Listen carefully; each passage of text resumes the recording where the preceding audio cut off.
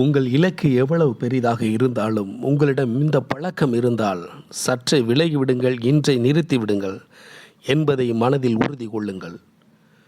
மது ஆரம்பத்தில் ஒரு விழாவுக்காகவும் ஒரு ஃபங்க்ஷனுக்காகவும் தொடங்கப்படும் பீர்தான் பிற்காலத்தில் தொடங்கி ஆல்கஹாலிக் என்ற அடிக்டிக்கிங் உங்களை ஆழ்மனதில் கொண்டு போய் விடும் என்பதை மறந்து விடாதீர்கள்.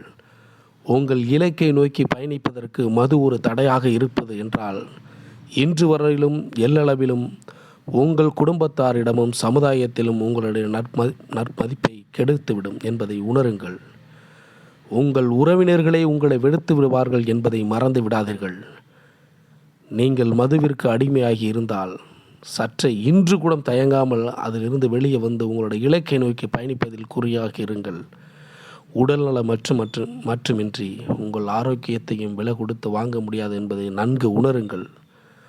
ஆரம்பத்தில் ஃப்ரெண்ட்ஸுங்களோடு சேர்ந்து பழகும் பழக்கம்தான் பீர். அதன் அடிப்படையில் தொடங்கப்படுவதுதான் ஆல்கஹாலிக் அடிக்ஷன் என்பதை மறந்து விடாதீர்கள்.